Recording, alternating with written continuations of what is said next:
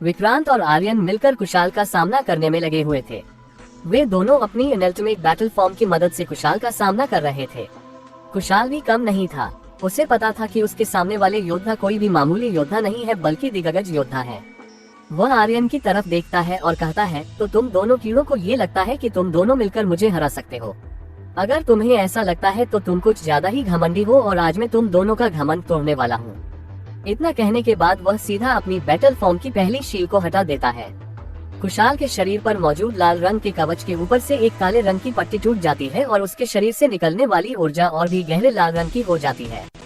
यह ऊर्जा विक्रांत और आर्यन को भी कुछ हद तक प्रभावित करती है। कुशाल के आसपास जितने भी डेविल योद्धा थे वे सभी एक ही बार में भस्म हो जाते हैं और उनकी सारी ऊर्जा कुशाल के शरीर से आकर मिल जाती है। ये देखकर विक्रांत और आर्यन के चेहरे के भाव भी गंभीर हो जाते हैं। वे दोनों एक दूसरे की तरफ देखते हैं और फिर गंभीर नजरों के साथ कुशाल की तरफ देखते हैं। उनका पिछला हमला काफी हद तक सफल रहा था और उस हमले ने कुशाल के कंधे पर एक बड़ा सा छेद कर दिया था, लेकिन इतना सब करने के बाद भी उन्होंने शायद से हेवनली डेविल बॉडी को कमाका था।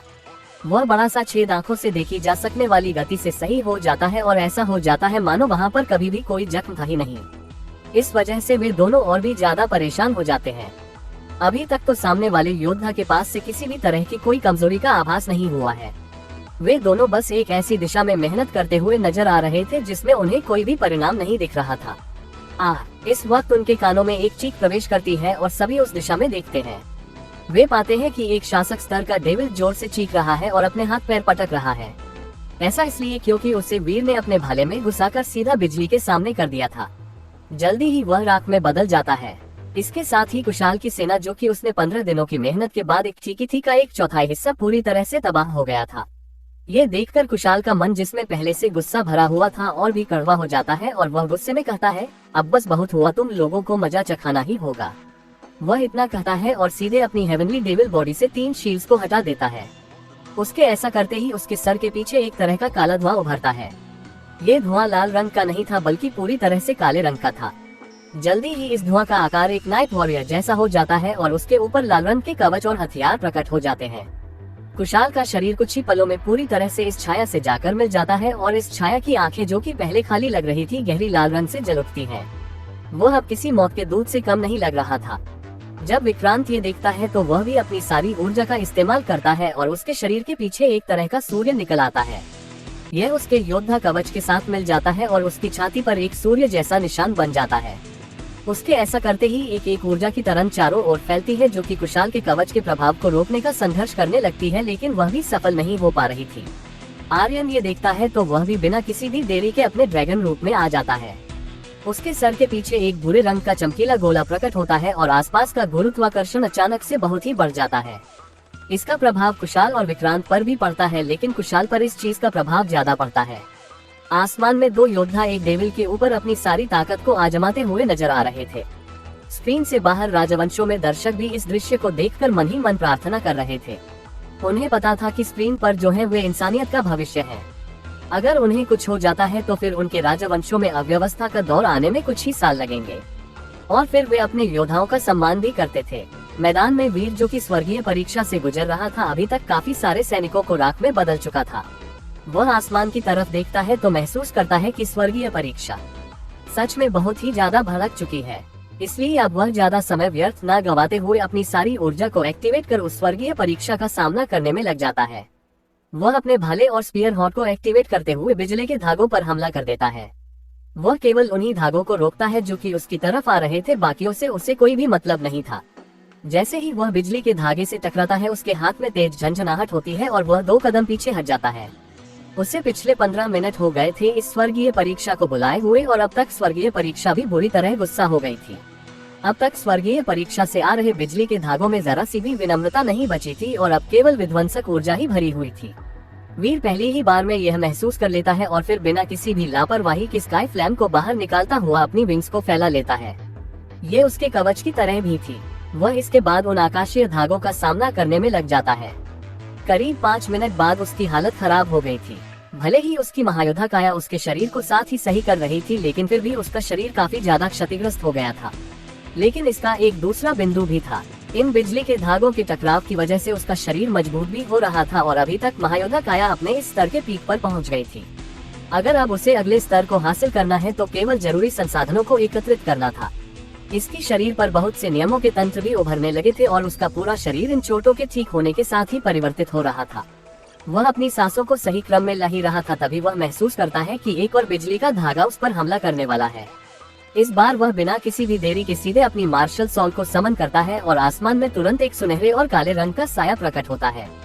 ये साया वीर के पीछे प्रकट हुआ था और उसके शरीर के साथ जुड़ गया था।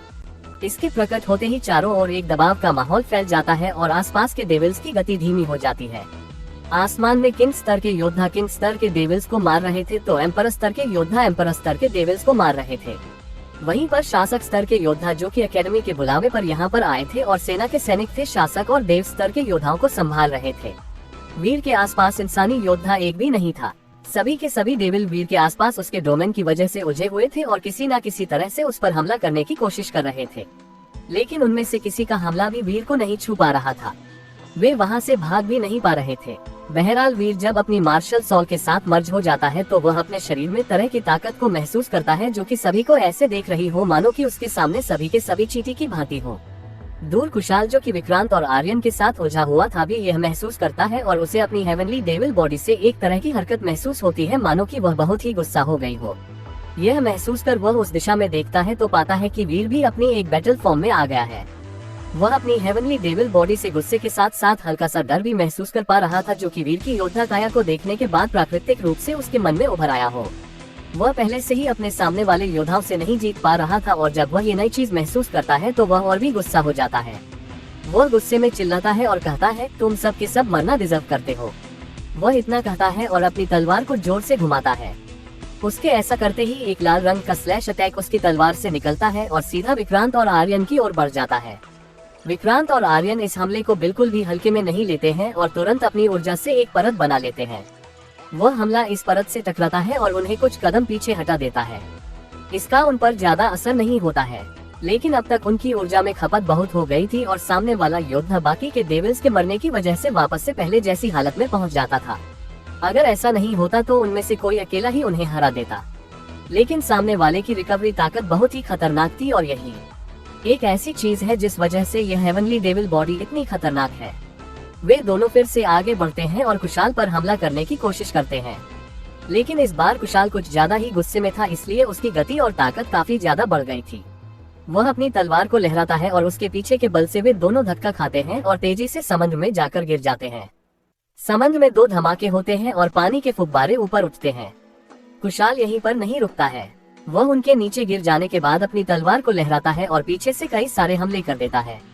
ये सारे के सारे हमले उसने पानी में विक्रांत और आर्यन की स्थिति का अनुमान लगाते हुए किए थे।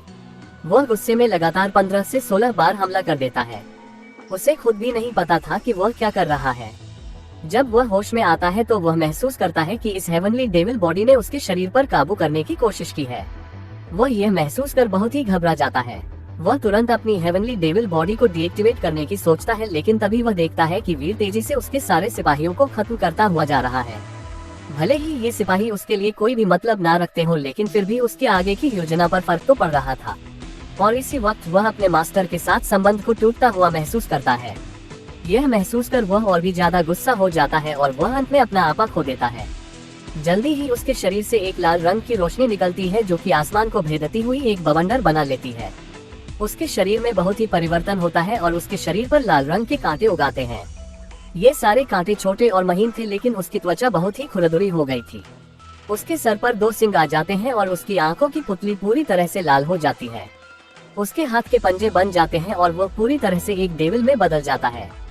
गुस्से में वह वीर की तरफ देखता है जो कि अभी अभी अपनी स्वर्गीय परीक्षा को पूरी कर चुका था और अपनी नई मिली ताकत को महसूस कर रहा था।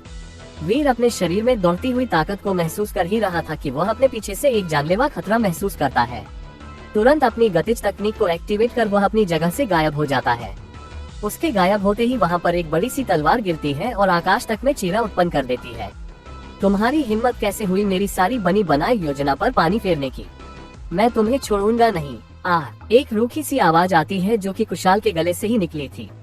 वीर इस आवाज को सुनकर समझ जाता है कि कुछ तो गड़बड़ है, लेकिन वह इस पर ध्यान देने की बजाय अभी के लिए अपने आप को बचाने पर ध्यान देता है और तुरंत पीछे हटता है। पानी से 2 परछाइयां भी बाहर निकलती हैं और वीर के पास ही आकर खड़ी हो जाती हैं। वीर उन दोनों की तरफ देखता है और फिर सामने वाली परछाई की तरफ देखता है। उन दोनों के इशारों को देखकर ही वह समझ गया था कि उसके सामने वाला वह अजीब सा व्यक्ति एक डेविल ही है।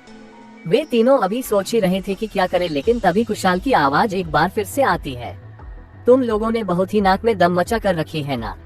आज तुम सभी में से कोई भी यहाँ से जिंदा नहीं जाने वाला है। तुम्हें लग रहा है कि यही वह सेना है जो कि तुम्हें रोकनी है। मैं सोचकर लाया था कि इतनी ही काफी रहेगी, लेकिन अब तुम सभी ने मुझे मजबूर कर दिया है। वह इतना कहता है और अपने पास से एक गहरे लाल रंग का टोकन निकालता है। ये टोकन पूरी तरह से लाल रंग का था और उसके ऊपर काले अक्षरों से संस्कृत भाषा में केवल एक अक्षर लिखा था, शैतान। वीर, विक्रांत और आर्यन से ज्यादा इस वक्त उस टोकन की ऊर्जा को महसूस कर सभी ताकतवर योद्धाओं के चेहरे के आभा भाव बदल जाते हैं। वे सभी के सभी इस तरफ देखते हैं। गॉडफादर की भी वीर के मन में आवाज आती है, जल्दी वह उस टोकन को तोड़ने ना पाए। वीर यह सुन तुरंत आगे बढ़ता है, लेकिन इससे पहले ही वह टोकन टुकड़ों में टूट जाता है और अचानक से चारों ओर की आवाज गायब हो जाती है और उसी टोकन की टूटने की आवाज रह जाती है। कुशाल ने गुस्से में और अपने शरीर पर काबू खोते हुए उस टोकन को तोड़ दिया था, जिसे उसने एक बैकअप प्लान के रूप में रखा था। वह इस वक्त गुस्से में सारा आपा खो चुका था और उसे किसी भी चीज की सूझबूझ नहीं थी। उसके मन में केवल यहाँ पर मौजूद सारे के सारे लोगों को मारना चल रहा था। उस टोकन को तोड़ते ही चारों ओर जो भी आवाजें हो रही थी वे सारी एकाएक गायब हो जाती हैं। किसी भी चीज की कोई भी आवाज नहीं आती है, मानो कि आकाश में किसी भी तरह की गतिविधि बंद हो गई हो। केवल उस टोकन के टूटने की आवाज आती है और फिर एक कंपन फैल जाता है जो कि चारों ओर के योद्धाओं के शरीर में सिहरन सी फैला देता है। आकाश में हो रहे कंपन से स्थिरता घटने लगती है। ये सभी देव स्तर से ऊपर के योद्धा महसूस कर सकते थे। नीचे मौजूद पानी भी असाधारण रूप से शांत हो जाता है और उसमें किसी भी तरह की हलचल बंद हो जाती है। इसी बीच में एक लाल रंग का धुआं आकाश के एक खाली क्षेत्र से बाहर निकलने लगता है। वह धुआं धीरे धीरे आकाश को क्षरित कर रहा था। सभी योद्धा इस परिवर्तन को महसूस कर घबरा ही रहे थे कि अचानक से उनकी दिल की धड़कन तक को रोक देने वाला एक धमाका होता है और आकाश में एक बड़ा सा गोल पोर्टल खुल जाता है। यह इतना बड़ा था कि इससे एक पूरी की पूरी बैटलशिप को लाया जा सकता था। पहले आए हुए सारे के सारे डेविल सैनिक लगभग खत्म ही होने वाले थे और इस धमाके की वजह से वे पूरी तरह से खत्म हो जाते हैं। उनके शरीर से निकली हुई ऊर्जा इस पोर्टल की ओर बढ़ती है और इसे और भी स्थायित्व प्रदान कर देती है। इस पोर्टल के खुलने के साथ ही आसमान में एक अजीब सा डरावना लाल रंग फैल जाता है और वह जमीन पर मौजूद पानी को भी अपने रंग में ढक लेता है, जिससे ऐसा प्रतीत होता है मानो कि समुद्र भी लाल रंग के खून से भर गया हो। उस पोर्टल से एक लाल रंग का धुआं निकलता है जो कि आसपास में फैल जाता है। सभी योद्धाओं की नजर इस वक्त इसी पोर्टल पर थी। वे सभी घबरा रहे थे और उन्हें मौत का खौफ सता रहा था। वीर, विक्रांत और आर्यन जहां पर खड़े थे, कुशाल उनसे करीब 10 कदम की दूरी पर था। वीर जब देखता है कि कुशाल ने सब कुछ कर दिया है तो वह तेजी से अपनी गतिज ऊर्जा का उपयोग करता है और अपनी जगह से गायब होकर सीधा कुशाल के सर के पास प्रकट होता है। कुशाल यह महसूस कर गुस्से में अपनी तलवार को घुमाता है, लेकिन इस हमले में वीर ने अभी तक की अपनी सबसे ताकतवर स्थिति का प्रयोग किया था। उसने मार्शल सॉल के साथ 700 मिस्टीरियस चेंज तकनीक का उपयोग भी कर लिया था। वह अपने हाथ को आगे बढ़ाता है और एक ही झटके में एक ऊर्जा बिंदु को पकड़ लेता है। यह ऊर्जा बिंदु कुशाल के दिल और फेफड़े के बीच की नली के ठीक ऊपर था। इस ऊर्जा बिंदु की मदद से ही वह हेवनली डेविल बॉडी कुशाल के शरीर को ऊर्जा दे रही थी। वीर एक ही झटके में उस बिंदु को पकड़कर मसल देता है, जिससे कुशाल अपने पुराने स्वरूप में वापस पहुंच जाता है। वह पीछे हटते हुए खून की उल्टी कर देता है और हैरानी भरे लहजे में वीर की तरफ देखता है। विक्रांत और आर्यन जब ये देखते हैं तो वे भी हैरान रह जाते हैं। उन्हें इस चीज की उम्मीद नहीं थी। उनके मन में केवल यही सवाल चल रहे थे, मैं कौन हूँ, मैं कहाँ पर हूँ, अभी यहाँ पर क्या हुआ। जाहिर सी बात है, वीर की मार्शल सॉल्ट वह किताब ने उससे तिलस्मी नजर की ताकत दी थी, जिसकी मदद से उसने तुरंत सामने वाले की काया का राज पढ़ लिया था और एक ही पल में सामने वाले की बेपरवाही का फायदा उठाते हुए उसे उसकी सबसे बड़ी ताकत से जुदा कर दिया। कुशाल डर भरी नजरों से वीर की तरफ देखता है। उसे पिछली सारी चीजें याद थी। उसने ये सब कुछ उस हेवनली डेविल बॉडी के प्रभाव से किया था, लेकिन इसका मतलब यह नहीं था कि उसका ऐसा करने का कोई भी मंसूबा नहीं था। वह डर तो रहा था, लेकिन फिर भी हंसते हुए कहता है, हाँ, तुमने बहुत ही देर कर दी है वीर सिंह। अब तो सारा काम हो गया है। अब मैं देखता हूँ कि तुम यहाँ से जिंदा कैसे निकलते हो। वीर जब ये सुनता है तो वह भी गुस्सा हो जाता है। वह फालतू में ही परेशानी मोल नहीं लेना चाहता था। अभी तक सारे डेविल साफ हो गए थे और वे युद्ध लगभग जीत गए थे, लेकिन इस गधे की हरकत की वजह से अब उन्हें पता भी नहीं था कि कौन सी बड़ी परेशानी उनकी दहलीज पर खड़ी है। वह तेजी से आगे बढ़ता है और अपने भाले को सीधा उसकी छाती के बीचों बीच घुसाने की कोशिश करता है, लेकिन जैसे ही उसका भाला कुशाल से 2 इंच की दूरी पर पहुंचता है, वह रुक जाता है। वह अपनी जगह से टस से मस भी नहीं होता है। ये देखकर खुद कुशाल भी हैरान हो जाता है। वीर वहीं पर एक दबाव महसूस कर रहा था। वह इस दबाव की वजह से अपने शरीर के अंत तक को नहीं हिला पा रहा था। कुछ ही देर में उसकी आंखें चौड़ी हो जाती हैं और वह अपने पीछे से एक जानलेवा ऊर्जा को आता हुआ महसूस करता है। यह ऊर्जा उसे एक ही लम्हे में इस दुनिया से मिटा सकती थी। वह तुरंत अपने शरीर की सारी ऊर्जा को एकत्रित करता है और अपनी महायोद्धा काया को पूरी तरह से एक्टिवेट कर देता है। अपने पैर को जमीन पर मारता है, जिससे एक आकाश में एक दरार पैदा होती है। ये दरार अत्यंत महीन थी। वीर आकाश को काट कर बाहर निकलने की सोच रहा था, लेकिन जब सामने वाले हमले ने उसके डोमेन को एक ही पल में काट दिया था तो इससे साफ जाहिर था कि वह आकाश को तोड़ तो नहीं सकता था। लेकिन उस दरार को देखकर आकाश में एक हैरानी भरी हंसी जरूर गूंजती है। ये जिस किसी की भी हंसी थी वह वीर की ताकत को देखकर हैरान थी। उनके आकाश को प्रतिबंधित करने के बावजूद भी वीर ने अपनी ताकत से उसमें एक दरार पैदा कर दी थी। इस वजह से वह आवाज हैरान थी। बहरहाल जैसे ही वह ऊर्जा वीर को छूने से 2 इंच दूर थी, हवा में एक नीले रंग की ऊर्जा फैल जाती है और वह तुरंत उस ऊर्जा को काट देती है। वीर के सर के पीछे तुरंत एक 9 सिर वाला सांप बन जाता है और एक बहुत ही दबाव वाली आभा चारों ओर फैल जाती है। जब आसपास के योद्धा ये देखते हैं तो वे भी हैरान रह जाते हैं। वीर, जो कि मनसा को महसूस कर लेता है, परेशान होते हुए कहता है, तुम्हारा इस तरह से बाहर निकलना सही नहीं रहेगा। अभी तक तुम पूरी तरह से रिकवर नहीं हुई हो। वीर इस वक्त बहुत ही गुस्से में था। वह इतना गुस्से में था कि वह अपनी जान को खत्म करना चाहता था। क्यों? आखिर क्यों वह इतना कमजोर है? क्यों वह हर बार अपने किसी करीबी को खो देता है? उसके मन में बहुत ही गुस्सा पनप रहा था। मनसा उसके मन के इस गुस्से को भांप लेती है। वह कहती है, तुम कमजोर नहीं हो, बस अभी तक तुम्हें उतना समय नहीं मिला है वीर। चिंता मत करो, मुझे कुछ भी नहीं होगा। अंकल ने मुझे बिना किसी भी चिंता के तुम्हारी मदद करने को कहा है और मैं भी महसूस कर सकती हूँ कि अंकल किसी काम में हैं और वे जल्दी ही इस जगह पर कोई न कोई उपाय निकाल कर आते ही होंगे। मनसा की बात सुनकर वीर थोड़ी सी चैन की सांस लेता है, लेकिन उसे मनसा की बात पर पूरा भरोसा नहीं था। दूर से वैशाली, रीना और दृष्टि ये देखकर बहुत ही चिंता में आ जाती है। खासकर दृष्टि। उसे अच्छी तरह से याद था कि इस स्थिति में पिछली दफा उसके यंग मास्टर नहीं बल्कि विक्रांत सौ फंसा था। इसी वजह से विक्रांत की जान गई थी। वह आगे सोचना भी नहीं चाहती थी। वे सभी तुरंत आगे आने की कोशिश करती हैं, लेकिन उनकी हलचल को महसूस कर उस पोर्टल के दूसरी ओर से आने वाले योद्धा उन पर भी आकाश को लॉक कर देते हैं। इस वजह से वे भी हिल नहीं पाती हैं। इसी के साथ ही उस पोर्टल से एक विशालकाय हाथ बाहर निकलता है। ये हाथ इतना विशाल था कि यह उस पूरे टापू के लगभग 1/4 हिस्से को एक ही बार में तबाह कर सकता था। इस हाथ के आगे सभी के सभी योद्धा चींटी जैसे मालूम पड़ रहे थे। उस हाथ पर बहुत से लाल बालों वाले योद्धा थे। इनमें से कुछ तो आदमियों जैसे दिख रहे थे तो कुछ अन्य जानवरों जैसे दिख रहे थे, लेकिन वे सभी इंसानों और जानवरों से बहुत ही अलग थे। उनमें सबसे आगे एक सुंदर सा व्यक्ति था जो कि पूरी तरह से गोरा था और उसके बाल पूरी तरह से लाल थे। इस वजह से वह हल्का सा अजीब भी लग रहा था। उसके हाथ में एक खूनी खंजर था और वह उसे अपने दूसरे हाथ से परख रहा था। वह उसे जीभ से चाटते हुए सामने की तरफ देखता है और कहता है, मुझे नहीं लगा था कि हजारों सालों के बाद हेवनली डेविल बॉडी फिर से दर्शन देगी। उसकी यह आवाज पूरे के पूरे आकाश में साफ सुनाई देती है, क्योंकि इस वक्त बस आवाज ही उसी की आ रही थी। इस वक्त युद्ध मैदान पर कोई भी दिव्य स्तर का योद्धा नहीं था। इस वजह से हमारे योद्धाओं की तरफ से कोई भी उस दबाव को कम करने वाला नहीं था। काफी सारे किंग स्तर के योद्धा तो उस दबाव को सह नहीं पाते हैं और तुरंत कद्दू की तरह फूट जाते हैं। ये देखकर आसपास के योद्धाओं को बहुत ही दुख होता है। वे सभी के सभी भविष्य के सुनहरे योद्धा थे और आज वे इस तरह से मारे गए। उनके मन में बहुत ही दुख के साथ साथ गुस्सा भी भर जाता है। इस गुस्से को वह आदमी महसूस कर सकता था। वह कहता है, ओह तो तुम लोग गुस्सा हो रहे हो, लेकिन इसमें मेरी क्या गलती? अगर कुछ चींटियां जरा सा भी दबाव सहन नहीं कर पाई और मर गईं। इतना कहने के बाद वह हंसने लगता है और उसके पीछे खड़े योद्धा भी हंसने लगते हैं। वीर, जो कि मनसा के पीछे खड़ा हुआ था, वह इस दबाव से आजाद था। वह आसमान की ओर देखता है और कहता है, हाँ, कितनी अच्छी बात है ना। एक शतकों साल पुराना आदमी कुछ नए योद्धाओं को मारने के बाद खुद से ही खुश हो रहा है। सच में मैंने सुना था कि डेविल्स कमीने और गंवार होते हैं, लेकिन आज देख भी लिया। तुम 1 शतक से भी ज्यादा पुराने योद्धा होने के बाद अपनी ताकत को यहाँ पर दिखाते हो और फिर इस तरह मजाक भी बनाते हो। सच में मुझे लगता है कि तुम्हारे दिमाग का कोई नट बोल्ट ढीला रह गया है। वीर के ताने को सुनकर उन लोगों की हंसी अचानक से रुक जाती है और उनमें से कई तो खांस ही देते हैं।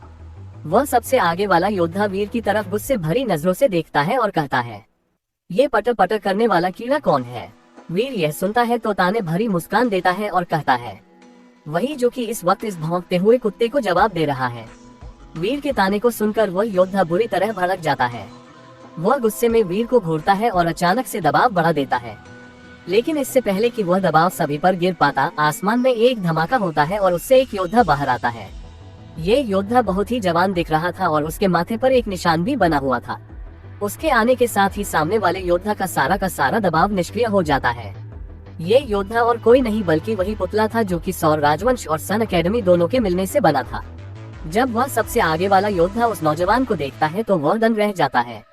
वह हैरानी से कहता है, ये तो सजीव पुतला है, लेकिन ये तो 10,000 साल पहले ही खत्म हो गए थे और इस पूरे के पूरे दल को भी खत्म कर दिया गया था। वह हैरान तो होता है लेकिन जल्दी ही अपने संयम को वापस से बना लेता है और कहता है, तो क्या हुआ, तुम अकेले डिवाइन स्टेज के योद्धा मेरा क्या ही बिगाड़ लोगे। वह इतना कहता ही है कि उसके पीछे से 4 योद्धा और बाहर आते हैं। उन सभी में वही सबसे ताकतवर था, लेकिन बाकी के योद्धा भी कमजोर नहीं थे। सामने 5 दिव्य स्तर के योद्धा आ जाते हैं और उनके सामने अकेला वह पुतला खड़ा हुआ था, जिस वजह से दबाव वापस से बढ़ने लगता है। लेकिन इससे पहले कि वे सभी मिलकर अपना दबाव बढ़ा पाते, उनमें से सबसे आगे वाला कुछ अजीब महसूस करता है और जोर से चिल्लाता है, अगर तुमने उसे कुछ भी करने की हिम्मत भी की तो तुम जिंदा नहीं बचने वाले हो कमीने। दूसरी ओर केंद्रीय महाद्वीप पर वेदांत महल में इस वक्त बहुत ही हलचल फैली हुई थी। महल के आगे सभा में घूम रहे दुनिया के नक्शे पर पूर्वी दिशा में एक बहुत ही गहरा लाल बिंदु चमकने लगा था। ये बिंदु बहुत ही खतरनाक कंपन भी पैदा कर रहा था। जब सम्राट ये देखता है तो वह तुरंत अपने हाथों को बजाता है और उसके सामने एक व्यक्ति प्रकट होता है। वह व्यक्ति वहाँ पर था लेकिन उसका कोई भी आभास नहीं हो रहा था। सम्राट उसे आता हुआ देखकर कहते हैं, जाओ जाकर पूर्वी दिशा में तेजी से इस बिंदु पर पहुंचो और वहां पर जितना हो सके हानि को कम करने की कोशिश करो।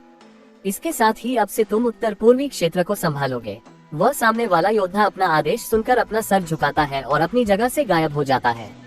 उसके जाने के बाद सम्राट अपना माथा हिलाता है और कहता है, ये डेविल्स अपनी हद पार करने लगे हैं। इसी वक्त एक अजीब सी जगह पर जहाँ पर चारों ओर आकाश ही आकाश था और बीच में एक पिंड लटका हुआ था। इस पिंड पर एक पहाड़ में ऊर्जा में कंपन पैदा हो रहे थे। इन सारे कंपनों के केंद्र में एक व्यक्ति पालती मारकर बैठा हुआ था। वह अचानक से अपनी आंखों को खोलता है और कहता है, जल्दी ही मैं वापस आऊंगा। अगर तूने उसे कुछ भी किया तो तेरे लिए सही नहीं रहेगा बच्चे। वह लाल बालों वाला डेविल चिल्लाता है। इस आवाज को सुनकर सभी का ध्यान वीर पर जाता है। वीर ने इस वक्त अपना भाला कुशाल की छाती में भोंक दिया था, लेकिन उसने कुशाल को एक ही बार में नहीं मारा था। वह उससे पहले बेतहाशा दर्द पहुंचाना चाहता था, लेकिन उसे नहीं पता था कि वह जैसे ही कुशाल को नुकसान पहुंचाने आगे बढ़ेगा वह हाथ पर खड़ा हुआ डेविल इतना गुस्सा हो जाएगा। वीर उसकी तरफ देखता है और उसके चेहरे पर एक मुस्कान आ जाती है। उस गुस्से के क्षण में लाल बालों वाले योद्धा के शरीर बहुत ही खतरनाक ऊर्जा का दबाव निकला था, लेकिन दिव्य स्तर के योद्धा के होने की वजह से इस दबाव का किसी पर ज्यादा असर नहीं पड़ता है। वीर सामने वाले के मन के भावों को पढ़कर तुरंत खुश हो जाता है। वह कुशाल जो कि अधमरी हालत में हवा में टिका हुआ था को गर्दन से पकड़ता है और उसके हाथ में भाले को घुसा देता है, जिससे उसके शरीर की सारी हरकत बंद हो जाती है। वह उस योद्धा की तरफ देखता है और कहता है, ये तो एक इंसान है, लेकिन फिर भी तुम इसके लिए इतना गुस्सा हो रहे हो। क्या मैं जान सकता हूँ कि इसमें ऐसा क्या है जो कि तुम्हें चाहिए? जब वह योद्धा वीर की बात को सुनता है तो कुछ भी नहीं कहता है और गुस्से भरी नजरों से वीर की तरफ देखता है। उसे बेइज्जती महसूस हो रही थी कि एक एम्पर स्तर का तुच्छ सा कीड़े के समान लड़का उसे आंखें दिखा रहा है। वह कहता है, बच्चे तुम्हारे पास केवल 3 पलों का वक्त है। अगर उस समय में तुमने उसे नहीं छोड़ा तो तुम अपनी जान से हाथ धोने के लिए तैयार रहना और तुम्हारी मौत भी सबसे दर्दनाक मौत होगी। जब वीर यह सुनता है तो वह मुस्कुराता है और कुछ भी प्रतिक्रिया देने के बजाय अपने पास से एक बड़ी सी भारी भरकम तलवार को निकालता है और उसे कुशाल के सर को निशाना बनाकर घुमा देता है। रुको! लेकिन तभी उस योद्धा की घबराहट भरी आवाज आती है और वह वीर से चिल्लाते हुए कहता है। उसकी आवाज में घबराहट इतनी साफ थी जितनी कि पानी में तेल साफ होता है। वीर के साथ साथ वहाँ पर मौजूद सारे के सारे योद्धा यह महसूस कर लेते हैं। वीर उसकी इस हालत को देखकर हंसते हुए कहता है, मेरी समझ नहीं आ रहा है कि एक डेविल इंसान के लिए इतना परेशान क्यों हो रहा है। क्या इसने तुम्हारी कोई कीमती चीज चुरा ली है? तब तो मैं इस मामले में बहुत ही दिलचस्पी ले रहा हूँ। रुको 1 मिनट, कहीं तुम इस लड़के की हेवनली डेविल बॉडी में दिलचस्पी तो नहीं रख रहे हो? वह योद्धा जब ये सुनता है तो उसकी नजरों में साफ गुस्सा देखा जा सकता था। वह वीर से बात करने में अपने आप की बेइज्जती महसूस कर रहा था। इस वजह से वह गुस्से में अपने कदम को आगे रखता है और उसके पीछे खड़े चारों देव स्तर के योद्धा भी ऐसा ही करते हैं। लेकिन इससे पहले कि वे आगे बढ़ पाते, ना, एक आवाज आती है और फिर एक चीख गूंजती है। वीर की तलवार कुशाल की गर्दन के बहुत ही पास से गुजरी थी और उसके कंधे को पूरी तरह से लहूलुहान कर गई थी। इस वजह से वह दर्द से चीख पड़ता है। जब वे सभी डेविल ये देखते हैं तो उनके चेहरे पर फिर से घबराहट आ जाती है। वे सभी अपने पीछे के पोर्टल की ओर देखते हैं और फिर उनमें से सबसे आगे वाला योद्धा कहता है, तुम्हें लगता है कि तुम उससे मारक बच जाओगे? बच्चे, मैं कह रहा हूँ उसे छोड़ दो अभी के अभी, वरना तुम्हारी मौत बहुत ही दर्दनाक होगी। इसके साथ ही 4 देव स्तर के योद्धाओं का पूरा दबाव उस पुतले पर गिरता है। वह पुतला काफी संभालने की कोशिश कर रहा था, लेकिन अकेला चारों असली डेविल्स को कहां से संभालता। लेकिन इससे पहले कि वह हारता, उसके पास में 3 और परछाई प्रकट होती है और तुरंत उसके ऊपर पड़ने वाला दबाव कम हो जाता है। वे तीनों और कोई नहीं बल्कि महावंश के लोग थे। उन तीनों का मुखिया कहता है, तुम डेविल्स की आदत कभी नहीं जाएगी ना। अभी 10,000 साल पहले ही तुम लोगों ने उस समझौते पर हस्ताक्षर किए थे, लेकिन फिर से तुम लोग यहाँ पर आ गए हो। और इस बार तो ऐसा लग रहा है कि तुम लोग किसी के इशारों पर काम कर रहे हो। जब वह लाल बालों वाला सबसे आगे खड़ा हुआ डेविल ये सुनता है तो वह कहता है, वेदांत महावंश, तो तुम लोग भी यहाँ पर हो। हम यहाँ पर बस अपने मास्टर के उत्तराधिकारी को लेने के लिए आए हैं। अगर तुम उसे हमारे हवाले कर देते हो तो हम वापस चले जाएंगे। जब सबसे कम हाइट वाला योद्धा ये सुनता है तो वह हंसने लगता है। हाँ, तुम कह तो ऐसे रहे हो मानो कि हम तुम्हारी बात पर भरोसा कर लेंगे। तुम लोगों की बात से ज्यादा कोई सांप पर भरोसा कर सकता है। चारों ओर आकाश को प्रतिबंधित कर किसी भी संदेश को पार जाने से रोककर तुम लोग कह रहे हो कि तुम लोग हमें कुछ नहीं करोगे। और यह आकाशीय दरार भी हर वक्त चौड़ी हो रही है, जिसका मतलब यह है कि तुम लोगों का बाप भी इस पोर्टल के बाहर आने की तैयारी में है। ऐसे में तुम अपने इस बेशर्म मुंह से कह कैसे सकते हो कि तुम लोग शांति से चले जाओगे? जब सबसे आगे खड़ा हुआ डेविल ये सुनता है तो उसके चेहरे पर थोड़े से शर्मिंदगी के भाव आ जाते हैं, लेकिन वह जल्दी ही उन्हें छुपाते हुए कहता है, ओह, तो तुम्हें पता है कि मेरे पीछे कौन आ रहा है? तब तो मैं तुम्हें यही सलाह दूंगा कि तुम ही इस बच्चे को समझाओ कि वह उस लड़के को छोड़ दे, वरना। वह यहाँ से आगे कुछ भी कहता नहीं है, बस इशारा करता है। ये सब कुछ चल ही रहा था, लेकिन तभी वीर अपने ऊपर एक अजीब सा दबाव महसूस करता है और तुरंत उस जगह से हटते हुए कुशाल पर हमला करने की कोशिश करता है, लेकिन वह महसूस करता है कि वह तो अपनी जगह पर ही फंस गया है। वह जल्दी ही अपनी पीठ में सिहरन महसूस करता है। ऊपर खड़े हुए देव स्तर के योद्धा भी दंग रह जाते हैं और तुरंत आगे बढ़कर वीर को बचाने की कोशिश करते हैं, लेकिन इस वक्त वे दिव्य स्तर के डेविल उन्हें रोक लेते हैं। वीर, जो कि मौत को अपने करीब आता हुआ महसूस कर रहा था, वह अपने आप को बचाने के लिए कुछ कर भी नहीं सकता था। लेकिन तभी एक सफेद रंग का धुआं उभरता है और वह उसके आसपास के आकाश को गला देता है। इसके गलते ही वीर अपनी जगह से हटने की बजाय अपनी तलवार को घुमाता है और अगले ही पल एक खून का फव्वारा निकलता है और कुशाल का सर उसके धड़ से अलग हो जाता है। यह महसूस कर ऊपर दिव्य स्तर के डेविल्स और वह साया जो कि चुपचाप वीर पर हमला करने वाला था, दोनों ही गुस्सा हो जाते हैं। वह साया तो यह अभी तक नहीं समझ पाया था कि वीर पर हमला करने से पहले जब उसने पहले ही आकाश को लॉक कर दिया था तो वह हिला कैसे। लेकिन अगले ही पल वह अपने ऊपर भी खतरा महसूस करता है और बचने की पूरी कोशिश करता है। लेकिन इस वक्त एक सफेद रंग का ऊर्जा से बना हुआ भाला सीधा उसके शरीर को भेदता है और वह फिंकता हुआ अपने जहाज के पास जाकर रुकता है। सभी उसका असली चेहरा देखते हैं, जो कि पूरी तरह से काले रंग का था। वह एक दिव्य स्तर का ही योद्धा था, लेकिन उसकी क्षमता अलग थी। वीर ने उसे महसूस कर लिया था, यही बहुत बड़ी बात थी, वरना समान स्तर के योद्धा भी उसकी उपस्थिति को महसूस नहीं कर पाते हैं। लेकिन यह वीर का डेंजर सेंस था, जो कि उसने समय के साथ विकसित किया था। उसने उस योद्धा को महसूस नहीं किया था, बल्कि अपनी जान पर खतरे को महसूस किया था। उसके पीछे हटने के तुरंत बाद पोर्टल के दूसरे तरफ से एक चीख गूंजती है और एक ताकतवर स्लैश अटैक बाहर की ओर निकलता है। ये स्लैश अटैक सीधा आकाशीय सीमा को काट देता है और वीर की ओर आगे बढ़ता है। इस हमले में बहुत ही जोरदार गुस्सा फैला भरा पड़ा था। वीर भी यह महसूस कर सकता था। वह अंदाजा लगा सकता था कि इस गुस्से के पीछे की वजह क्या हो सकती है। उसने कुशाल को मार दिया था, इस वजह से सामने वाला शायद से गुस्सा हो गया था, लेकिन उसकी आंखों में जरा सा भी डर नहीं था। वह हमला जब उससे करीब 2 मीटर की दूरी पर था, तभी एक कमल चमकता है और एक छाया प्रकट होती है। कोई भी उसके चेहरे को नहीं देख पा रहा था, लेकिन उसके शरीर से निकल रही आभा को हर कोई महसूस कर सकता था। खुद वीर भी अपने मास्टर की ऊर्जा को पहले से ज्यादा मजबूत पाता है। बहरहाल गॉडफादर अपनी एक उंगली को आगे करता है और उस हवा में ऊपर उठाने के बाद जमीन की ओर करता है। उसके ऐसा करते ही वह हमला एक ही झटके में विघटित हो जाता है, मानो कि वह वहाँ पर कभी था ही नहीं। लेकिन ये सब तो अभी शुरुआत थी। गॉडफादर कहते हैं, दी ग्रेट डेविल कमांडर, मुझे नहीं लगा था कि इन बच्चों के खेल में तुम भी सामने आओगे। आज से 10,000 साल पहले साफ जाहिर था कि तुम्हारे डेविल क्लैन का कोई भी योद्धा डार्क वर्ल्ड से बाहर नहीं आ सकता है, तो फिर तुम्हारी हिम्मत कैसे हुई उस शब्दावली को नकारने की। जब पोर्टल के दूसरी ओर खड़ा हुआ योद्धा ये सुनता है तो 2 पल के लिए वह पोर्टल भी शांत हो जाता है और फिर उसमें से एक व्यक्ति बाहर आता है।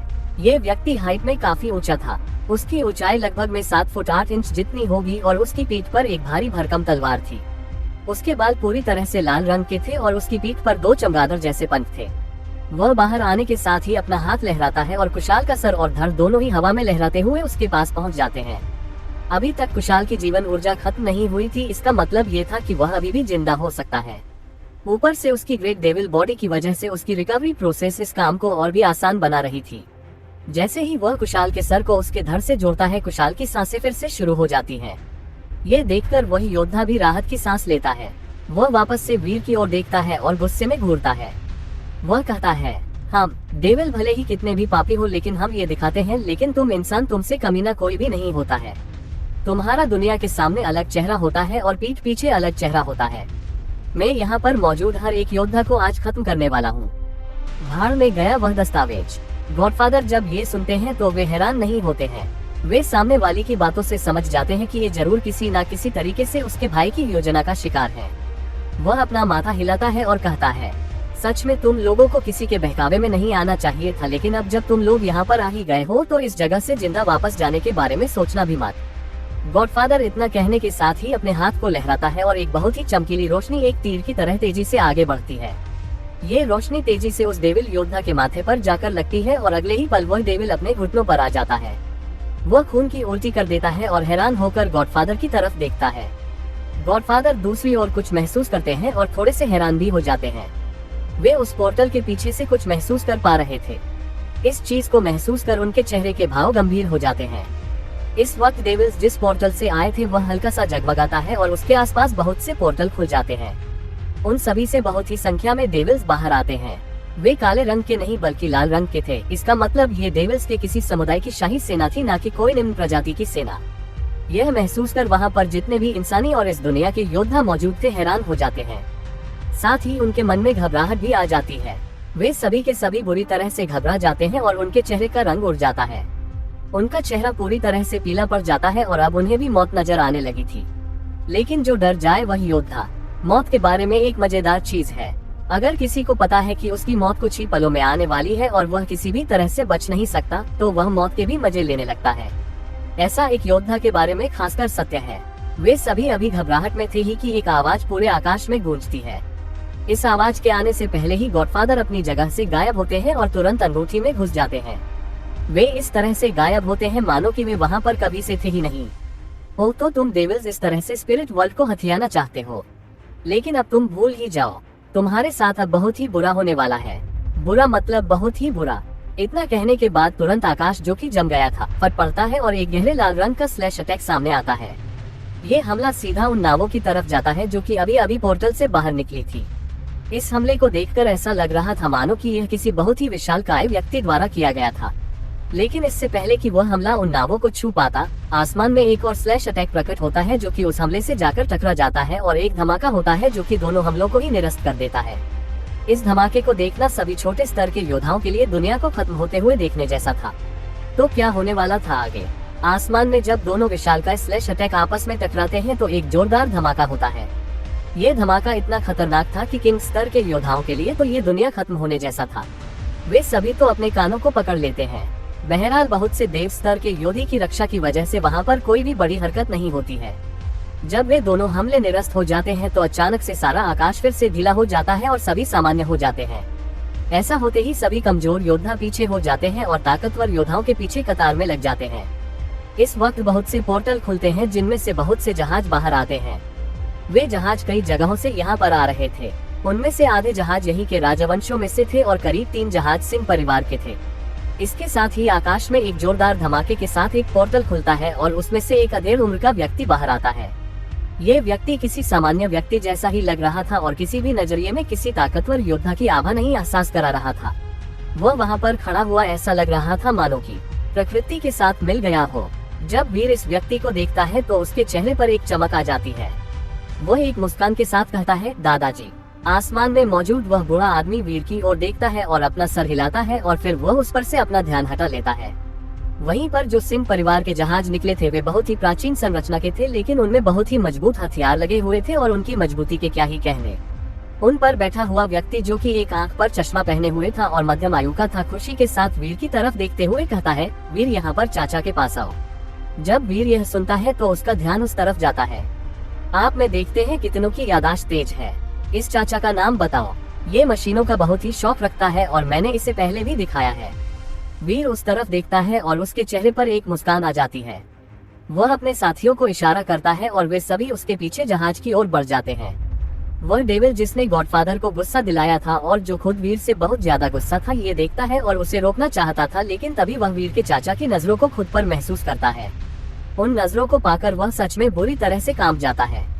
उसे डर का एहसास होता है। उसने इसी भाव से एहसास कर लिया था कि वह व्यक्ति कम से कम डिवाइन किंग स्तर का योद्धा है। वह ऊपरी डिवाइन जनरल स्तर का योद्धा था, इस वजह से वह उसकी नजरों में भी नहीं देख पाता है और उसकी गुस्सैल नजरों के बीच में वीर जहाज पर पहुंच जाता है। वह वहां पर पहुंचते ही उछलते हुए अपने चाचा के पास आता है और उसे प्रणाम करता है। बाकी के योद्धा वीर की पहुंच को देखकर बहुत ही हैरान थे। इतने शानदार जहाज, इतने ताकतवर दादाजी, इतने ताकतवर चाचा जी। अगर ये लड़का इतने ताकतवर बैकग्राउंड से आता ही है तो फिर उसे इस प्रतियोगिता में हिस्सा लेने की जरूरत ही क्या है। लेकिन उन्हें ये भी मानना होगा कि वीर की ताकत कहीं ना कहीं उनके राजकुमारों से तो ज्यादा ही है। उन जहाजों के साथ ही राजवंशीय जहाज भी पहुंच गए थे, जिस वजह से आसमान पूरा एक युद्ध का मैदान बन गया था। दोनों ओर से जहाज आए जा रहे थे और इसी बीच में एक पोर्टल खुलता है और उसमें से 7 परछाइयां बाहर आती हैं। सबसे आगे वाला एक काले रंग के वस्त्र पहना हुआ लाल बालों वाला बूढ़ा आदमी थी और उसके दोनों ओर मध्यम आयु के योद्धा खड़े हुए थे। जब वह बूढ़ा आदमी दिग्विजय सिंह की ओर देखता है तो वह हैरान हो जाता है। वह कहता है, क्या मैं गलत सोच रहा हूँ या फिर 10,000 साल बाद एक पिछड़े इलाके में तुम्हारे स्तर का योद्धा पैदा हो गया है? दिग्विजय सिंह इस सवाल का कोई भी जवाब नहीं देते हैं और गहरी नजरों से उन सब की ओर देखते रहते हैं। उनमें सबसे आगे वाला योद्धा सामने से कोई भी जवाब ना पाकर कहता है, हेलो, मेरा नाम रक्तप्राश है और मैं ब्लड ट्राइब का प्रधान हूँ।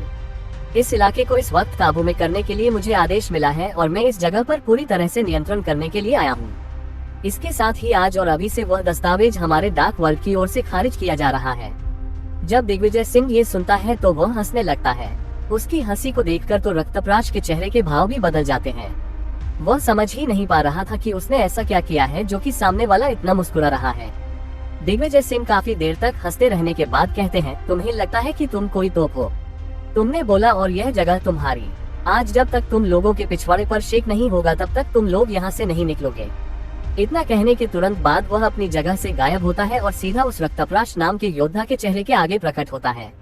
वह योद्धा भी एक पल को भयभीत हो जाता है कि यह क्या हुआ है। अगले ही पल एक हाथ आगे आता है और उसे गले से पकड़ लेता है। रक्तप्राश भी फुर्ती दिखाता है और तुरंत अपने सुरक्षा कवच को एक्टिवेट कर पीछे हटने के लिए तैयार हो जाता है। लेकिन दिग्विजय का पंजा उसके कवच को इस तरह से तोड़ देता है मानो कि कोई कांच उसके रास्ते में आ गया हो। ये देखकर तो वह भी भयभीत हो जाता है। उसे नहीं पता था कि उसके सामने वाला योद्धा इतना ताकतवर होगा। लेकिन इससे पहले कि उसका पंजा रक्तप्राश के गले को जाकर छूता, दिग्विजय अपने हाथ की दिशा को बदलता है और एक पंच दूसरी दिशा में घुमाता है। आकाश में एक जोरदार धमाका होता है और दिग्विजय पीछे हट जाता है। उसके साथ ही आसमान में एक छाया प्रकट होती है और वह भी पीछे हट जाती है। वह छाया कहती है, मुझे नहीं लगा था कि यहाँ पर इस स्तर का योद्धा होगा। लेकिन तुम्हें क्या लगता है कि तुम मेरी ब्लड ट्राइब को इतनी आसानी से हरा सकते हो? दिग्विजय पीछे हटता है और गंभीर भावों से सामने वाले की तरफ देखता है।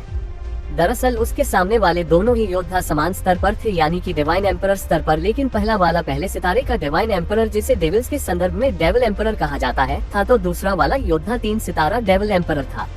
यहाँ पर आने के बाद एक सितारे का भी अंतर बहुत ही बड़ा हो जाता है। यहाँ पर तो दिग्विजय केवल पहले सितारे पर था। वह योद्धा भी ये देखकर हैरान हो जाता है।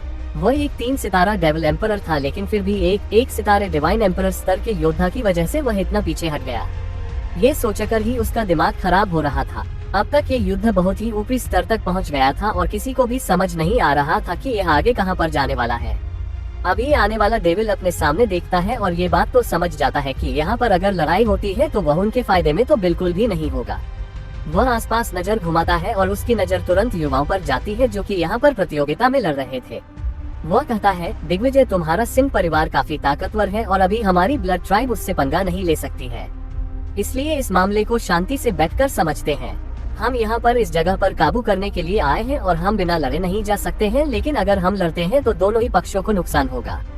जैसा कि मैं जानता हूँ कि यहाँ पर पहले से ही युवाओं की प्रतियोगिता चल रही थी, तो क्यों ना युवा ही तय करे कि यहाँ पर किसका राज होगा। दिग्विजय जब ये सुनता है तो वह मुस्कुराता है और अपना एक कदम आगे बढ़ाता है।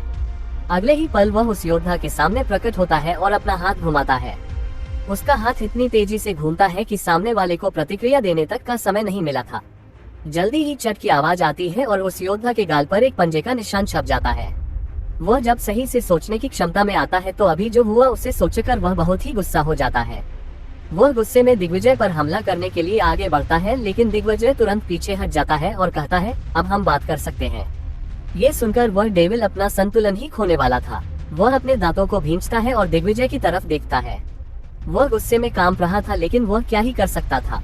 वह कहता है, अगर तुम में हिम्मत है तो हमारी ब्लड ट्राइब की तरफ से ये चुनौती स्वीकार करो और अपने युवाओं को मैदान में भेजो। जब दिग्विजय ये सुनता है तो वह हंसता है और कहता है, हम में हिम्मत है। वह व्यक्ति जो कि इस पिछे हुए इलाके में एक डेविल एम्परर की कल्टीवेशन के साथ तैयारी करते हुए आ रहा है, वह मुझसे कह रहा है कि मुझ में हिम्मत है या नहीं। खैर, मुझे तुम्हारे मुंह नहीं लगना है। अगर तुम अगले 10 मिनट में यहाँ से नहीं गए तो फिर लड़ाई होना तो तय है। जब वह डेविल एम्परर ये सुनता है तो वह बहुत ही गुस्सा हो जाता है। वह गुस्से में दिग्विजय को घूरता है और कुछ कहना चाहता था, लेकिन वह अपने शब्दों को पचा लेता है।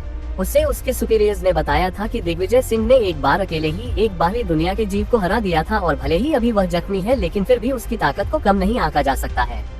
लेकिन इस वक्त वीर ऊपर की ओर देखता है और फिर विक्रांत और आर्यन की ओर देखता है। वे तीनों एक दूसरे की तरफ देखकर हाँ में अपना सर हिलाते हैं और आगे जाते हुए वीर कहता है, दादाजी इस मुकाबले को स्वीकार कर लीजिए, मैं भी इन डेविल्स की असली प्रजाति की ताकत को देखना चाहता हूँ।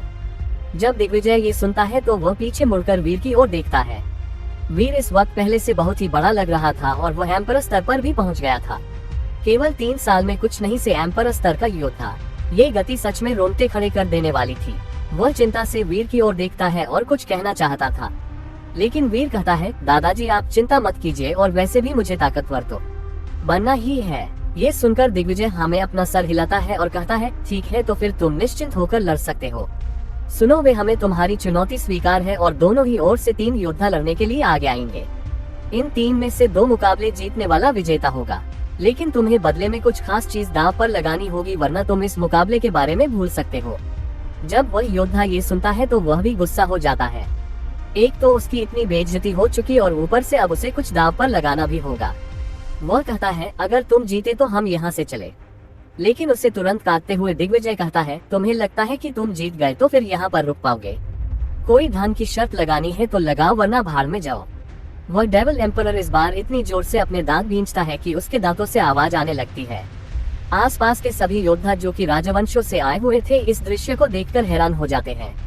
उनमें से किसी के भी पास दिव्य चरण का योद्धा नहीं था, और जितने भी दिव्य चरण के योद्धा थे पहले ही इस जगह पर थे। उनके यहाँ से दिव्य चरण के योद्धा आने वाले थे, लेकिन जब महावंश की तरफ से मदद आ गई थी तो राजवंशों ने अपने पूर्वजों को गुफाओं से बाहर निकालने के बारे में नहीं सोचा। बहरहाल वह डेविल अपने दांतों को भींचते हुए किसी चीज के बारे में सोचने लगता है और अपने पास से 3 चीजों को निकालता है। इनमें से एक रक्त की बूंद जैसी चीज थी, दूसरी चीज एक हड्डी थी और तीसरी चीज एक अग्निपुष्प था जो कि बहुत ही अलग दिख रहा था। जब वीर उन चीजों को देखता है तो बाकी की 2 के बारे में तो उसे नहीं पता था, लेकिन उस पुष्प के बारे में उसे पता था। वह डिवाइन फायर सीड के नाम से जाना जाता है और यह एक शरीर को रिफाइन करने वाली बेहतरीन औषधि है। यह उसके महायोद्धा काया को आगे कल्टीवेट करने के लिए एक जरूरी संसाधन भी है, लेकिन ये केवल एक ही काफी नहीं होने वाली थी। बहरहाल कुछ ना सही से कुछ सही। वह डेविल एम्परर कहता है, तुम इन तीनों में से कोई एक चीज चुन सकते हो। लेकिन दिग्विजय के कुछ और ही इरादे थे। इस डेविल की हिम्मत कैसे हुई यहाँ पर आने के बाद इस तरह से अपना घमंड दिखाने की? वह कहता है, तीनों ही चीजें दांव पर लगेंगी। अगर मंजूर है तो मुकाबला आगे बढ़ेगा, अगर नहीं तो फिर तुम वापस जा सकते हो। सच में वह डेविल अपनी पूरी जिंदगी में इतना गुस्सा नहीं हुआ होगा जितना वह केवल आज में हो गया था। वह अपने दांत भींचता है, लेकिन उसके पास वाला योद्धा उससे कुछ कहता है और उसे सुनकर उसका मुंह खुश हो जाता है। वह तुरंत हाँ में अपना सर हिलाता है और कहता है, ठीक है तो फिर मैं तीनों चीजों को दांव पर लगा रहा हूँ, लेकिन अगर हम जीते तो ये टापू वाला इलाका और ब्लैक सी के भीतर का हिस्सा हमारा होगा। जब दिग्विजय ये सुनता है तो वह एक मुस्कान के साथ हाँ में अपना सर हिला देता है। सामने वाले ने शायद इंसानी प्रतिभाओं को कम आंक लिया था और शायद उसने इंसानी कमीनेपन को भी कम आंक लिया था। कमीने केवल डेविल्स ही नहीं हैं, इंसान भी कमीने होते हैं। बहरहाल दिग्विजय सिंह जी अपना हाथ हिलाते हैं और एक बड़ा सा प्लेटफॉर्म सभी के सामने बनकर तैयार हो जाता है। अभी तक हमने जाना कि वीर के कहने पर दिग्विजय एक मुकाबले के लिए तैयार हो जाता है, लेकिन इस वक्त उन सभी की नजरों से छुपते हुए डेविल एम्परर के चेहरे पर एक मुस्कान आती है। यह मुस्कान बहुत ही शातिर थी। कहानी में आगे बढ़ने से पहले मैंने टेलीग्राम चैनल पर तीसरे चरण के कल्टीवेशन, इनफैक्ट पूरा निम्न भूमि का कल्टीवेशन तंत्र अपलोड कर दिया है टेलीग्राम पर, इसलिए क्योंकि व्हाट्सएप पर हो नहीं रहा था। आप चाहे तो मैं आपके लिए आज फिर से डाल दूंगा। बहरहाल दिग्विजय सिंह और वह डेविल एम्परर दोनों ही अपनी ऊर्जा की मदद से आकाश में एक अलग क्षेत्र बना देते हैं। एम्परर स्तर जिस तरह से दूसरे चरण में एक महत्वपूर्ण चरण है, उसी तरह से ये तीसरे चरण में भी एक महत्वपूर्ण बिंदु है। इस चरण को पार करने वाला व्यक्ति आकाश को अपने हिसाब से डाल सकता है और उसे फैला या सिकुड़ा सकता है। वह उसमें अपना एक नया क्षेत्र विकसित कर सकता है, लेकिन ये सब टेम्पररी होता है। इसमें किसी भी तरह की नियमित ताकत या फिर स्थायी संरचना नहीं होती है। जब तक उन्हें ऊर्जा मिलती रहती है तब तक वे अपना अस्तित्व बनाए रखते हैं। कई सारे इस स्तर के योद्धा मिलकर जरूर एक स्थायी संरचना बना सकते हैं, लेकिन वे अलग छोटी दुनिया नहीं माने जा सकते हैं। दिग्विजय और उस डेविल एम्परर रक्तप्राश ने मिलकर एक प्लेटफॉर्म बनाया था जो कि आसमान में लटक रहा था।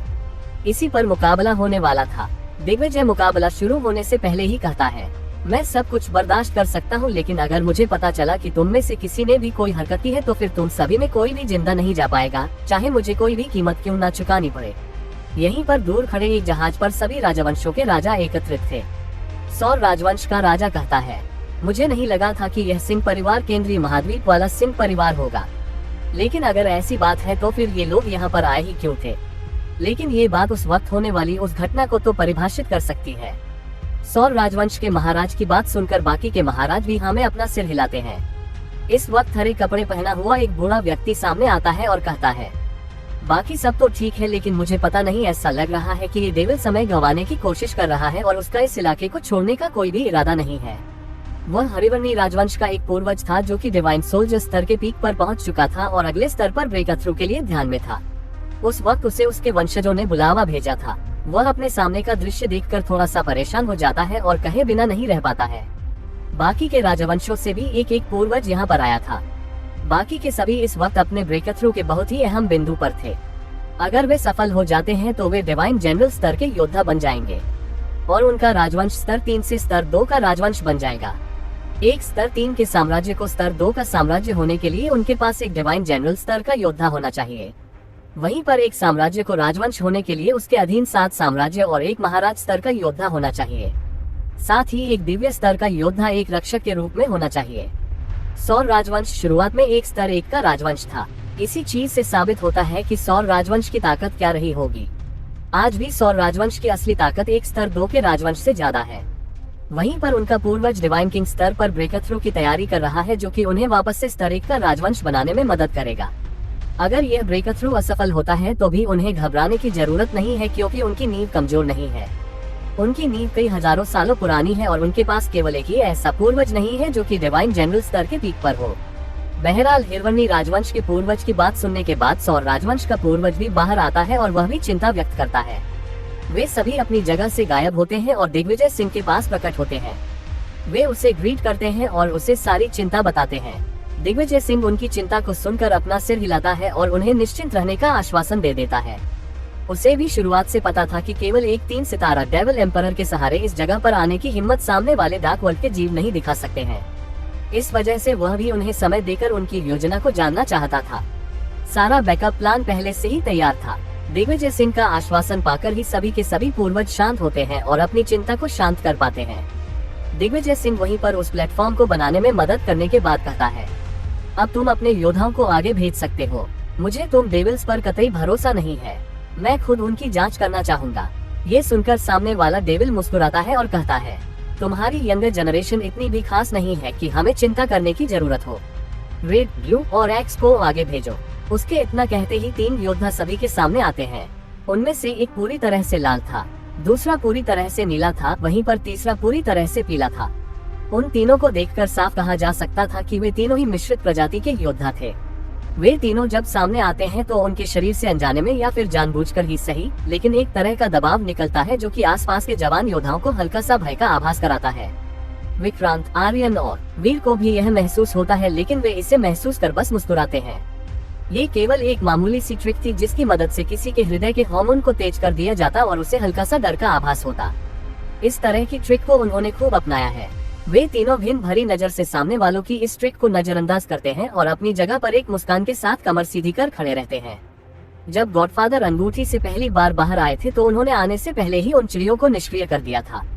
इस वजह से उत्तर पूर्वी क्षेत्र में मौजूद सारी स्क्रीनें काली पड़ गई थी। दिग्विजय सिंह अपना हाथ लहराते हैं और फिर से उन सारी चिड़ियाओं को सक्रिय करते हैं ताकि सारी दुनिया फिर से ये मुकाबला देख सके। दिग्विजय सिंह उन तीनों योद्धाओं को देखते हैं और उनमें से एक की ओर इशारा करते हुए कहते हैं, इनमें से ये वाला देव स्तर का योद्धा क्यों है?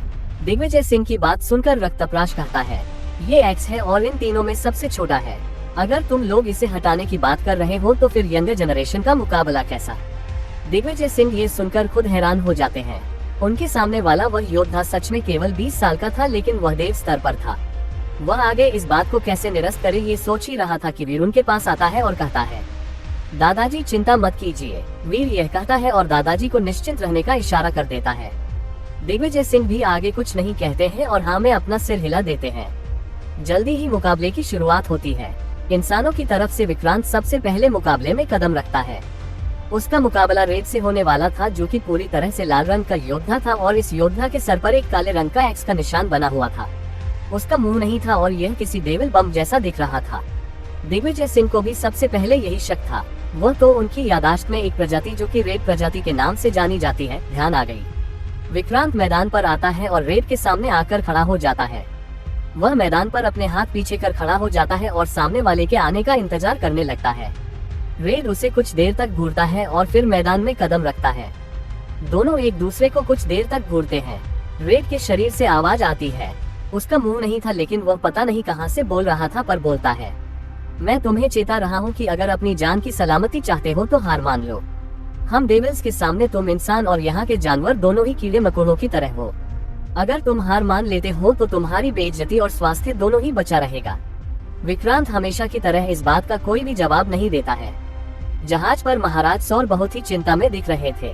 भले ही उन्हें अपने बच्चे पर बहुत ही भरोसा था, लेकिन फिर भी चिंता किए बिना वे नहीं रह सकते थे।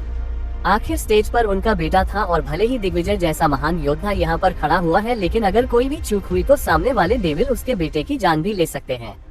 बाकी के महाराज उससे समझाते हैं। इस वक्त ड्रैगन महाराज अलग से खड़ा हुआ था। वह उस समूह में मिला हुआ नहीं था, लेकिन ध्यान से देखा जाए तो पता किया जा सकता था कि वह अपने दांतों को भींच रहा है। उसके पीछे खड़ा हुआ एक विशाल शरीर वाला व्यक्ति उसके कंधे पर हाथ रखता है और कहता है, चिंता मत करो, आर्यन कमजोर नहीं है और ये डेविल भी अपनी सजा अंत में भुगतने वाले हैं। वह ड्रैगन एंसेस्टर था और डिवाइन चरण में प्रवेश कर चुका योद्धा भी था। वह डेमन जनरल स्तर पर था। पूरे के पूरे ड्रैगन राजवंश में केवल वही था जो कि इस स्तर पर पहुंच गया था। उसके अलावा कोई भी नहीं था जो कि कल्टीवेशन के तीसरे चरण में भी प्रवेश कर पाया हो।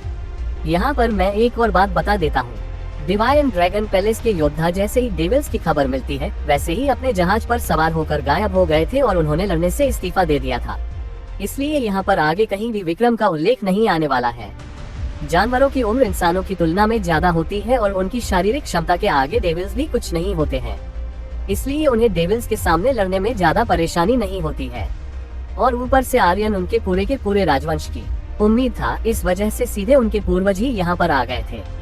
खैर, मुकाबले वाले मैदान में विक्रांत बिना किसी भी जवाब के अपने हाथ को हिलाता है और उसकी सुनहरी तलवार उसके हाथ में आ जाती है। वह तलवार जैसे ही उसके हाथ में आती है, चारों ओर की हवा बहुत ही पैनी हो जाती है और वह सीधे सामने वाले को प्रभावित करती है। सामने वाला भी ये देखकर हैरान हो जाता है। तो ये है तुम्हारे घमंड का राज, लेकिन तुम ही इकलौते नहीं हो जिसने हॉट स्तर को हासिल कर लिया है। वह इतना कहता है और तुरंत उसके चारों ओर एक तरह का लाल धुआं फैल जाता है। इस धुएं से हवा तक क्षरित हो रही थी। यह उसकी इस ऊर्जा को समझने में मास्टरी थी जो कि हॉट स्तर तक पहुंच गई थी। जब रक्तप्राश ये देखता है तो वह भी हाँ में अपना सिर हिलाता है। दूसरी ओर विक्रांत अपना हाथ लहराता है और एक खतरनाक ऊर्जा चारों ओर निकलती है। उसके सिर के पीछे एक चक्र प्रकट होता है जो कि इंपीरियल चक्र था, लेकिन इस बार उसका आकार परिवर्तित था। वह किसी तलवार की तरह था जिसकी पैनी धार उसके सिर के पीछे छुपी हुई थी। विक्रांत अपनी तलवार को उस चक्र के बिल्कुल सीध में ले जाता है और अपने हाथ की मुद्राओं को बदलता है। जल्दी ही उसके शरीर पर कुछ धारियां प्रकट होने लगती हैं और उसके ऊपरी शरीर के कपड़े फट जाते हैं। उसके शरीर पर एक बैंगनी रंग की ऊर्जा कवच बना लेती है और वह इस वक्त एक डिवाइन नाइट जैसा लग रहा था। उसके हाथ में मौजूद तलवार भी सुनहरे रंग से बदलकर बैंगनी रंग में हो जाती है। वह अपनी तलवार को वापस से सामने लाता है और सामने वाले को देखकर कहता है, अब बकवास बंद कर और चल शुरू हो जा। इतना कहने के बाद वह सीधा अपनी गतिज तकनीक को पूरी ताकत के साथ इस्तेमाल करता है और तुरंत रेड के माथे के पास प्रकट होता है। रेड नाम का वही योद्धा भी हैरान हो जाता है। उसे सामने वाले की गति का एहसास तक नहीं हुआ था, लेकिन जल्दी ही वह अपने आप को संभाल लेता है और अपनी ऊर्जा की मदद से पलक झपकते ही उसके सिर के ऊपर एक शील्ड बन जाती है। जैसे ही वह तलवार उस शील्ड से टकराती है, एक धमाका होता है और शील्ड पर एक दरार पड़ जाती है, लेकिन उसका कुछ ज्यादा बिगड़ता नहीं है। विक्रांत कुछ पीछे हटता है और अपने आप को सही स्थिति में लाता है। इस हमले का सामने वाले पर कुछ भी प्रभाव नहीं पड़ा था, ये कहना तो झूठ होगा। इस वक्त रेड का सिर कांप रहा था। इस हमले के प्रभाव ने उसकी शारीरिक क्षमताओं को भी पार कर उस पर अपना असर दिखाया था। वह हैरानी से विक्रांत की ओर देखता है और बिना किसी देरी के अपनी बैटल फॉर्म को एक्टिवेट कर लेता है। बैटल फॉर्म कुछ और नहीं बल्कि मार्शल सोल और योद्धा काया के मिलन से बनने वाला रूप है। रेड का बैटल फॉर्म बहुत ही भयंकर था। वह ऐसा था मानो कि सामने कोई खून का बना हुआ पुतला खड़ा हुआ हो। ये किसी रेड हल्क की तरह था, लेकिन इस पर कवच नुमा संरचना बनी हुई थी, बिल्कुल थेनोस की तरह, बस उसके रंग को पूरी तरह से लाल कर दिया जाए। विक्रांत सामने वाले को देखता है और उसके चेहरे पर किसी भी तरह के भाव नहीं थे। कोई भी उसके भावों को पढ़ नहीं सकता था। सामने वाला योद्धा अपने पास से एक भारी भरकम हथौड़े को निकालता है, जो कि लाल रंग की धारियों से चमक रहा था और उसकी बनावट किसी काली धातु से की गई थी। अपनी बैटल फॉर्म को एक्टिवेट करने के बाद वह अपने कदम जमीन पर मारता है और आगे बढ़ जाता है। विक्रांत भी ऐसा ही करता है और जल्दी ही दोनों आपस में टकरा जाते हैं। पेश है एक अनोखी फैंटेसी एक्शन स्टोरी, लाइटनिंग और द वॉरियर। एक योद्धा, एक ताकत और एक महायुद्ध की शुरुआत। देखिए पूरी कहानी सिर्फ एक मल्टीवर्स पर। सब्सक्राइब करें और ऐसी ही फैंटेसी, थ्रिल और एक्शन से भरपूर कहानियां पाएं हर दिन।